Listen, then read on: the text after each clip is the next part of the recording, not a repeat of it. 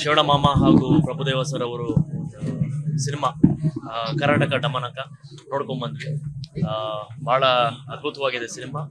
Family entertainer. ಎಲ್ಲರೂ ಬಂದು ಈ ಒಂದು ಸಿನಿಮಾನ ಕುಟುಂಬದ ಸಮೇತ ಥಿಯೇಟರ್ ಬಂದು ನೋಡ್ಬೇಕು ಅಂತ ಹೇಳಕ್ ಇಷ್ಟಪಡ್ತೀನಿ. ಭಟ್ರ್ ಅವರ ಡೈರೆಕ್ಷನ್ ಇರ್ಬೋದು, ಮ್ಯೂಸಿಕ್ ಇರ್ಬೋದು, ಆಮೇಲೆ ಪ್ರಭುದೇವ ಸರ್ ಅವರ ಡಾನ್ಸ್ ಮತ್ತೆ ಅವರ ಒಂದು ಕಾಮಿಕ್ ಟೈಮಿಂಗು, ಮತ್ತೆ ಮಾಮಂದು ಡಾನ್ಸು, ಎನರ್ಜಿ ಹಾಗೂ ಪರ್ಫಾರ್ಮೆನ್ಸ್ ತುಂಬಾ ಚೆನ್ನಾಗಿದೆ. ನಿಶ್ವಿಕಾ ನಾಯ್ಡು ಅವರು ಚೆನ್ನಾಗಿ ಮಾಡಿದ್ದಾರೆ, ನಮ್ಮ ಪ್ರಿಯಾನಂದ್ ಅವರು ಚೆನ್ನಾಗಿ ಮಾಡಿದ್ದಾರೆ, ದೊಡ್ಡಣ್ಣ ಸರ್ ಇದ್ದಾರೆ, ರಾಕ್ಟನ್ ವೆಂಕಟೇಶ್ ಅವರು ಇದ್ದಾರೆ. ಎಲ್ಲರೂ ತುಂಬಾ ಚೆನ್ನಾಗಿ ಮಾಡಿದ್ದಾರೆ. ಎಂಡ್ರ ಒಂದು ಮೆಸೇಜು ಇದೆ. ತುಂಬಾ ಚೆನ್ನಾಗಿದೆ ಸಿನಿಮಾ. ಎಲ್ಲರೂ ಮತ್ತೊಮ್ಮೆ ಥಿಯೇಟರ್ಗೆ ಬಂದು ಈ ಸಿನಿಮಾನ ಕುಟುಂಬ ಸಮೇತ ನೋಡ್ಬೇಕು ಅಂತ ಹೇಳಕ್ ಇಷ್ಟಪಡ್ತೀನಿ.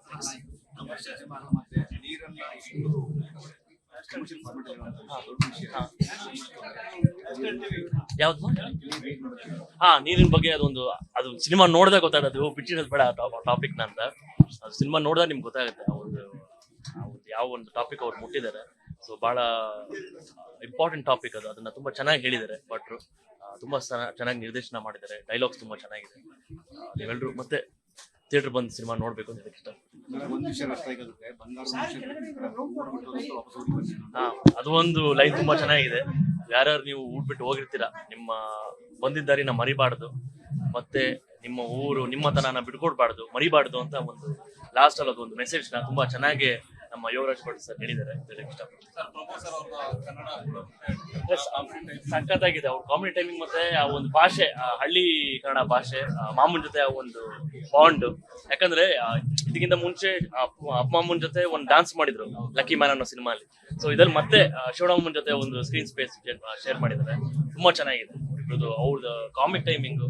ಮತ್ತೆ ಸಖತ್ತಾಗಿ ಮಾತಾಡ್ತಾರೆ ಪ್ರಭು ಸರ್ ಕನ್ನಡ, ಮತ್ತೆ ಡಾನ್ಸ್, ಮತ್ತೆ ಅವರು ಕೊರಿಯೋಗ್ರಾಫ್ ಮಾಡಿದ್ದಾರೆ ಒಂದು ಸಾಂಗ್ ಮಾಮಂದು. ತುಂಬಾ ಚೆನ್ನಾಗಿದೆ. ಮಾಮನು ಅಷ್ಟೇ ಚೆನ್ನಾಗಿ ಆಕ್ಟ್ ಮಾಡಿದ್ದಾರೆ. ಡಾನ್ಸ್ ಅವನ ಬಗ್ಗೆ ಮಾತಾಡೋಕ್ಕಲ್ಲ, ಬಿಡಿ ಸಖತ್ತಾಗಿ ಮಾಡಿದ್ರು. ಬಟ್ ಅವರಿಬ್ರು ಕಾಂಬಿನೇಷನ್ ನೋಡೋಕೆ ಸ್ಕ್ರೀನ್ ಮೇಲೆ ತುಂಬಾ ಚೆನ್ನಾಗಿದೆ.